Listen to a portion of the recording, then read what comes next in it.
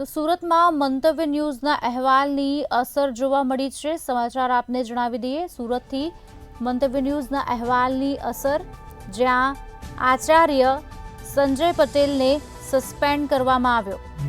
સમાચાર સુરતથી, સંજય પટેલને આખરે સસ્પેન્ડ કરાયો। અમરોલી સ્થિત શાળાના આચાર્યને સસ્પેન્ડ કરવામાં આવ્યા છે। આપને જણાવી દઈએ, શિક્ષણ મંત્રી પ્રફુલ્લ પાનસેરિયાનું નિવેદન સામે આવ્યું છે, ત્યારે જિલ્લા શિક્ષણ અધિકારીઓને તપાસ કરવા સૂચન આપવામાં આવ્યું છે।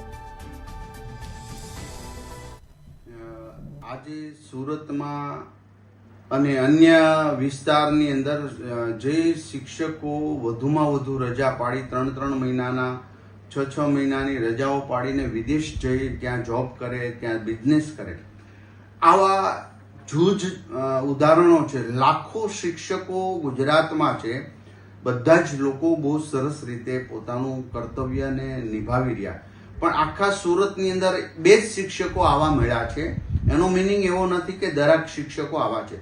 આ શિક્ષકને મેં અત્યારે જ સુરતના સંજય જે શિક્ષક છે, દુબઈ બિઝનેસ કરતો હતો અને અહીંયા શાળા રેડી રહેતી હતી, એ કાયદાનો દુરુપયોગ કરી, પોતાને મળેલા હકને દુરુપયોગ કરી, છટકબારી શોધીને આ લોકો આ રીતનું એક ભ્રષ્ટાચાર ઉપરનું એક સ્ટેપ છે। કારણ કે બાળકના વિદ્યાર્થીના શિક્ષણ ઉપર આની અસર થતી, તો એને સસ્પેન્ડ કરી દઈએ છીએ। આખા વર્ષ દરમિયાન અમે જે અભિયાન ઉપાડ્યું હતું એમાં કુલ 60 આવા લોકો નીકળ્યા હતા જે વિદેશ જતા હતા। એ તમામને બરતરફ કરી દેવાની ત્યારે પણ સૂચના આપી હતી ને હજી ગુજરાતની અંદર આની દરેક જિલ્લા શિક્ષણ અધિકારીઓને તપાસ સોંપી દીધી છે। લગભગ સંપૂર્ણપણે કોઈ જિલ્લાની અંદર આવું હવે બાકી નથી।